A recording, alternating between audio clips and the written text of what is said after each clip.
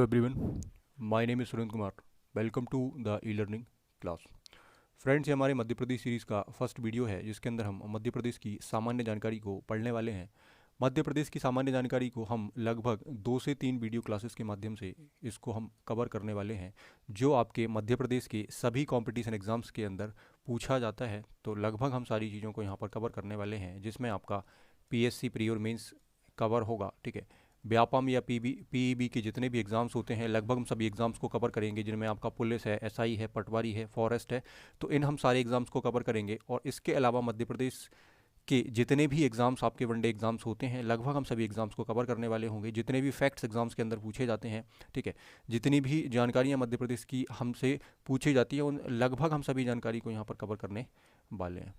सो अगर आपने इसके पहले मध्य प्रदेश की सिलेबस का वीडियो नहीं देखा है तो आपको प्ले लिस्ट में वीडियो मिल जाएगा, या इस वीडियो के लास्ट में आपको लिंक मिल जाएगी जिसमें आप मध्य प्रदेश का सिलेबस या मध्य प्रदेश का कंप्लीट सिलेबस वाले वीडियो आप जरूर देख सकते हैं, जिसमें आपको मध्य प्रदेश के सारे चैप्टर्स के बारे में इन्फॉर्मेशन मिल जाएगी जो मैंने इसके पहले आपको बताया है. ठीक, सो आइए फ्रेंड्स, हम यहाँ स्टार्ट करते हैं मध्य प्रदेश. ठीक, जैसा कि आपको पता है कि अगर हम भारत के मैप में देखते हैं तो मध्य प्रदेश की जो लोकेशन है या मध्य प्रदेश की जो पोजीशन है वो हमें बिल्कुल बीचों बीच देखने के लिए मिलती है. भारत के जस्ट बिल्कुल हम देखते हैं तो हमें बिल्कुल बीचों बीच में मध्य प्रदेश स्टेट देखने के लिए मिल रहा होता है. मध्य प्रदेश भारत के ठीक मध्य में स्थित है. मध्य प्रदेश में अनेक प्रकार की भौगोलिक, ऐतिहासिक, सांस्कृतिक और प्राकृतिक विशेषताएं हैं. ठीक है, इन्हीं के आधार पर मध्य प्रदेश को अलग अलग नामों से जाना जाता है. इन्हीं विशेषताओं के कारण ही मध्य प्रदेश के कुछ अलग अलग नाम आपको देखने के लिए मिलते हैं. ठीक, ये नाम दिया गया है पंडित जवाहरलाल नेहरू के द्वारा. ठीक है, पंडित जवाहरलाल नेहरू के द्वारा ये नाम दिया गया है. पंडित जवाहरलाल नेहरू के द्वारा इसे हृदय प्रदेश नाम दिया गया है. हमें ये बात ध्यान रखना है. सेकंड नाम हमें देखने के लिए मिलता है मध्य भारत. ठीक है, तो भारत के बिल्कुल मध्य में स्थित है, इसीलिए इसे मध्य भारत भी कहा जाता है. ठीक है, लघु भारत भी कहा जाता है. जिस तरीके से भारत है उसी तरीके से मध्य प्रदेश हमें यहाँ देखने मिल रहा है. ठीक है, सो इसे लघु भारत भी कहा जाता है. नदियों की संख्या अधिक होने के कारण यह का मायका भी कहा जाता है. ठीक है, साथ ही साथ अगर हम देखते हैं तो इसे सोया प्रदेश, सोयाबीन की अधिकता के कारण इसे, या सोयाबीन की फसल की अधिकता के कारण इसे सोया प्रदेश भी कहा जाता है. ठीक है, ब्रिटिश साम्राज्य के दौरान या ब्रिटिश एम्पायर के दौरान या ब्रिटिश टाइम पीरियड के दौरान इसे सेंट्रल प्रोविंस और बरार स्टेट के नाम से भी जाना गया. इस कहानी को हम आगे जानेंगे जब हम मध्य प्रदेश का गठन पढ़ रहे होंगे. उस केस में हम जानेंगे कि भाई इसे सेंट्रल प्रोविंस या बरार क्यों कहा जाता है. ठीक, नेक्स्ट हम देखते हैं इसे कोहिनूर की भूमि के नाम से भी जाना जाता है और इसे दिया जाता है. तो मध्य प्रदेश को टाइगर स्टेट के नाम से भी जाना जाता है.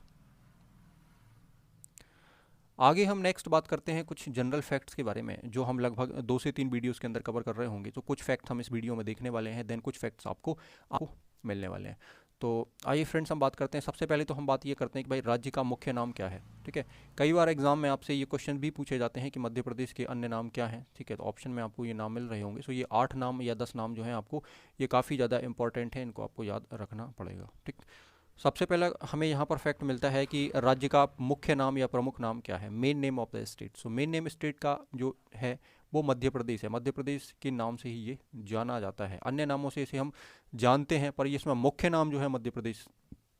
राज्य का सर्वप्रथम गठन अगर हम बात करें कि भाई सबसे पहले राज्य को कब गठित किया गया था, मध्य प्रदेश कब अस्तित्व में आया था, तो आप बता सकते हैं कि 1 नवंबर 1956 को मध्य प्रदेश को गठित किया गया था और मध्य प्रदेश यहाँ पर अस्तित्व में आता है. ठीक, मध्य प्रदेश की कैपिटल या मध्य प्रदेश की राजधानी, आपको पता है कि मध्य प्रदेश की राजधानी भोपाल को माना जाता है, या भोपाल मध्य प्रदेश की राजधानी है. ठीक है, इसके बारे में भी हम जानेंगे कि भाई राजधानी कब ये बनी और क्या थी. तो आगे आने वाले वीडियोज़ में हम इनके बारे में काफ़ी डिटेल में चीज़ें जान रहे होंगे. मध्य प्रदेश की राजभाषा की हम बात करते हैं कि ऑफिशियल लैंग्वेज मध्य प्रदेश की क्या है, तो आप देख पा रहे हैं कि मध्य प्रदेश की ऑफिशियल लैंग्वेज है हिंदी. ठीक है, सो ये हमें याद रखना है. छोटे छोटे क्वेश्चंस एग्जाम में बन जाते हैं, जनरली यहाँ से चीज़ें पूछी जाती हैं. सो हमें हर एक पॉइंट को काफ़ी अच्छे से पढ़ना है. ठीक है, और डिटेल में चीज़ों को हमें जानना है. आगे हम बात करते हैं कि भाई 1 नवंबर 1956 को मध्य प्रदेश का जब गठन हुआ था तो उस समय मध्य प्रदेश का क्षेत्रफल आपसे एग्जाम में पूछ लिया जाता है कि बताओ भाई जब मध्य प्रदेश का गठन हुआ था उस समय मध्य प्रदेश का एरिया कितना था. ठीक, तो आपको याद रखना है फ्रेंड्स कि 4,43,446 वर्ग किलोमीटर उस समय एरिया मध्य प्रदेश का था जब मध्य प्रदेश का गठन हुआ था. आपको ध्यान रखना है कि जब मध्य प्रदेश का गठन हुआ था तब छत्तीसगढ़ भी इसके साथ क्या था, यहाँ पर लिंक था या जुड़ा हुआ था. ठीक है, सो हम सारा एरिया मिला के बता रहे हैं. छत्तीसगढ़ भी यहाँ पर आपका अटैच था या यहाँ पर जुड़ा हुआ था. ये 2000 में अलग होता है. तो यहाँ जो एरिया हम बात कर रहे हैं वो सारा एरिया हम बात कर रहे हैं छत्तीसगढ़ और टोटल मध्य प्रदेश पर। अगर आपसे पूछा जाए कि 1 नवंबर 1956 को जब पहली बार मध्य प्रदेश का गठन होता है तो उस समय मध्य प्रदेश का एरिया कितना था, तो उस केस में आपको आंसर बताना पड़ेगा कि 4,43,440 वर्ग किलोमीटर एरिया हमारे पास था।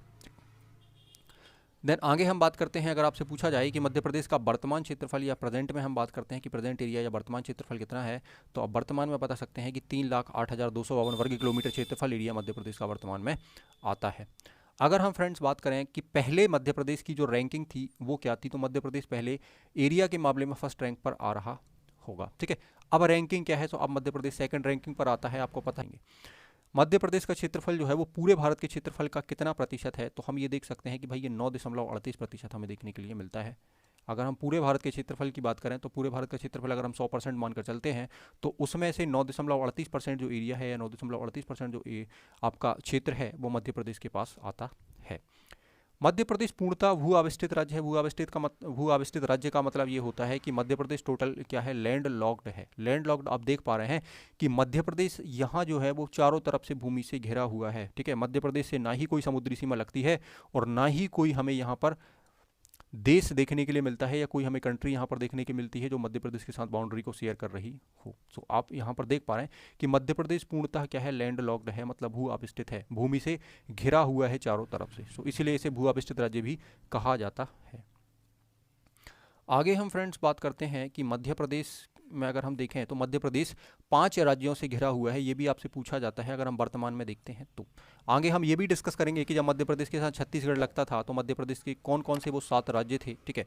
और आगे हम ये भी डिस्कस करेंगे कि यहाँ पर कौन कौन से डिस्ट्रिक्ट्स हमें मिलते हैं जो दूसरे राज्यों के साथ बाउंड्री शेयर करते हैं, या ऐसे कितने डिस्ट्रिक्ट हैं जो 2 स्टेट के साथ लगते हैं। तो ये सारी चीज़ें हम आगे आने वाले वीडियोज़ में कवर कर रहे होंगे।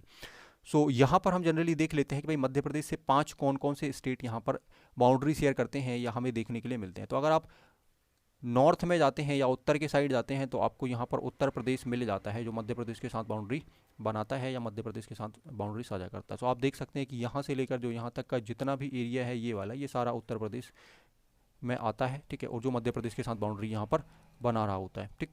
अगर हम बात करें तो भाई हमारे पास ये उत्तर है और हम ये देखें पश्चिम, सो उत्तर पश्चिम में हमें कौन सा मिलता है, सो उत्तर पश्चिम के अंदर हमें राजस्थान मिलता है जो उत्तर पश्चिम में आता है, ठीक। पश्चिम में अगर हम देखें तो पश्चिम में हमें गुजरात यहाँ पर मिलता है, ठीक है। दक्षिण की अगर हम बात करते हैं तो दक्षिण में हमें महाराष्ट्र देखने के लिए मिलता है, और अगर हम पूर्व की बात करते हैं तो पूर्व में हमें छत्तीसगढ़ देखने के लिए मिलता है। एग्जाम में आपको यहाँ से भी क्वेश्चन मिल जाते हैं, कई बार आपसे पूछ लिया जाता है कि भाई बताएं मध्य प्रदेश के पूर्व में क्या है ना, उत्तर में क्या है, पश्चिम में क्या है, उत्तर पश्चिम में क्या है, या दक्षिण में क्या है। तो ये भी हमें याद रखना है।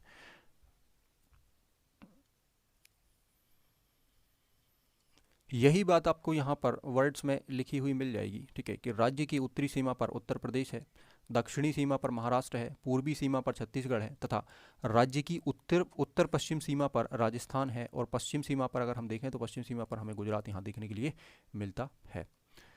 कर्क रेखा मध्य प्रदेश के 14 जिलों से होकर जाती है, ये भी आपसे एग्जाम में कई बार क्वेश्चन पूछा जाता है, ठीक है। आगे हम इसके बारे में काफ़ी डिटेल में भी डिस्कशन हम करेंगे, मैप के थ्रू हम इसे देखने की कोशिश करेंगे, ठीक है। और जब हम मध्य प्रदेश का फिजिकल डिवीजन पढ़ रहे होंगे तो उस केस में हम सारे डिस्ट्रिक्ट्स को या सारी चीज़ों को यहाँ पर जानने की कोशिश करेंगे, जिसमें आपका रतलाम आता है, उज्जैन आता है, राजगढ़ है, आगर मालवा है, सीहोर है, भोपाल, विदिशा, रायसेन, सागर, दमोह, जबलपुर, कटनी, उमरिया और शहडोल इसके अंतर्गत आता है।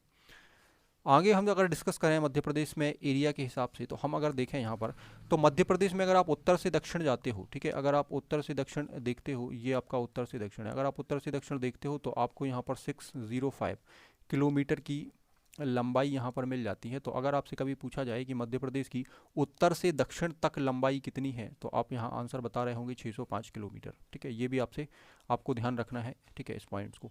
आगे हम बात करते हैं कि पूर्व से पश्चिम की लंबाई कितनी है, तो पूर्व से पश्चिम की लंबाई अगर आप देखेंगे तो 870 किलोमीटर आपको यहाँ पर देखने के लिए ये मिलती है, 870 किलोमीटर।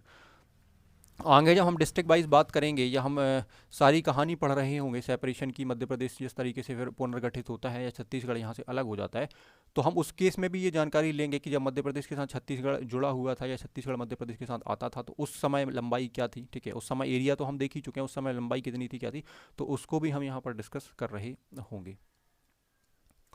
आगे हम देखते हैं कि भाई क्षेत्रफल के अनुसार मध्य प्रदेश का राज्यों के मामले में देश में दूसरा स्थान आता है। फल में अगर हम देखें या हम एरिया में देखें तो जैसा कि हमने थोड़ी देर पहले डिस्कस किया था कि मध्य प्रदेश जो है वो यहाँ पर सभी राज्यों में, ठीक है, सेकंड पोजीशन पर आता है एरिया के मामले में। जनसंख्या की अगर हम बात करते हैं कि भाई जनसंख्या के मामले में या पॉपुलेशन के मामले में मध्य प्रदेश की रैंकिंग क्या है या मध्य प्रदेश देश में किस स्थान पर आता है, तो अब आप देख सकते हैं कि ये 5th स्थान पर आ रहा है। ठीक, तो ये भी पॉइंट हमें याद रखना है।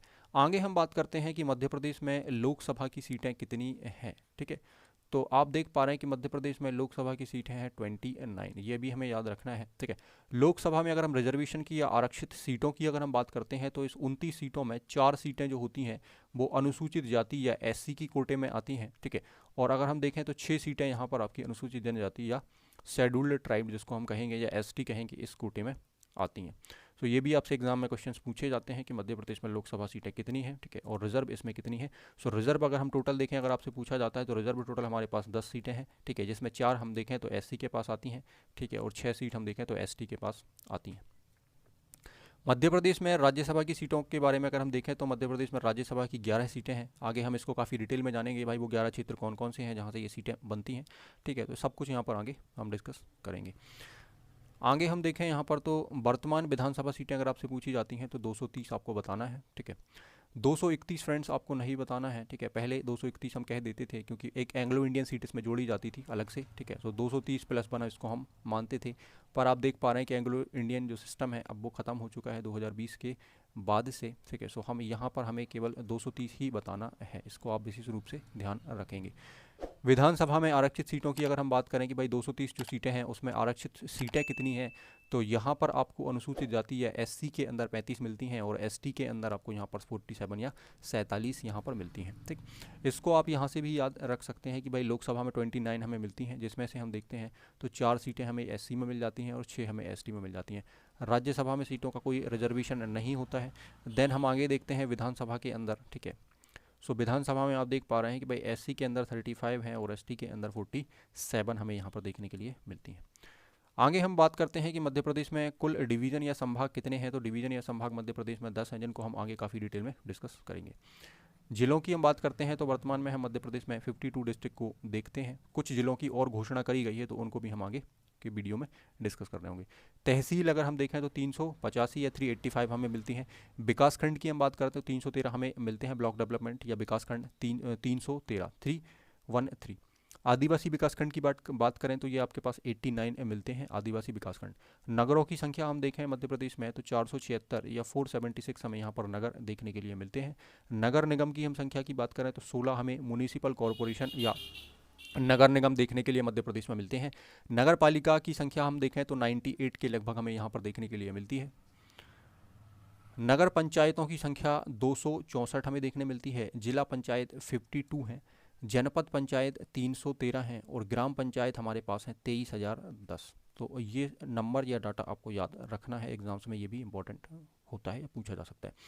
मध्य प्रदेश का राजकीय चिन्ह अगर हम देखें कि मध्य प्रदेश का राजकीय चिन्ह क्या है या किस तरीके से ये बनता है, तो आप यहाँ पर देख पा रहे हैं कि मध्य प्रदेश के राजकीय चिन्ह में भारत और मध्य प्रदेश दोनों के ही चिन्हों की विशेषताएं हमें देखने के लिए मिल जाती हैं या समाहित इनको किया गया है। मध्य प्रदेश के राजकीय चिन्ह में 24 स्तूप आकृति के अंदर ये आप देख पा रहे हैं कि यहाँ पर ये 24 स्तूप आज बने हैं। 24 क्या है, ये स्तूप बने हैं कुछ इस तरीके से। ठीक है, जो रेड आप देख पा रहे हैं, तो ये 24 स्तूप है। 24 स्तूप आकृति के अंदर एक व्रत बना हुआ है। इस व्रत में मध्य प्रदेश शासन लिखा हुआ है, जैसा कि आप देख पा रहे हैं एक व्रत है, इस व्रत के अंदर मध्य प्रदेश शासन लिखा हुआ है। ठीक है, साथ ही साथ आप देखेंगे कि मध्य प्रदेश शासन लिखा है ना। दोनों ओर गेहूं की और धान की यहाँ पर बालियाँ बनी हुई हैं। ठीक है, गेहूं और धान की यहाँ पर बालियाँ बनी हैं फसल। ठीक है, और इसके बीच में आप देखेंगे यहाँ पर तो सत्यमेव जयते यहाँ पर लिखा हुआ है नीचे की तरफ। ठीक, फिर आप देखेंगे बरगद का वृक्ष यहाँ पर हमें दिखाई दे रहा है पीछे। ठीक है, जो राजकीय वृक्ष मध्य प्रदेश का माना जाता है। ठीक है, बरगद का वृक्ष है। ठीक है, और बरगद के वृक्ष के ऊपर आप देख पा रहे हैं यहाँ पर बीचों बीच अशोक स्तंभ का शीर्ष भाग यहाँ पर बना हुआ है। सो ये आपका मध्य प्रदेश का राजकीय चिन्ह है। ठीक है, तो इसको भी आपको याद रखना है। यहाँ से भी क्वेश्चंस बनने की संभावना है कि भाई यहाँ से भी क्वेश्चंस आपसे पूछ सकते हैं या पूछ लिए जाएंगे। ठीक है,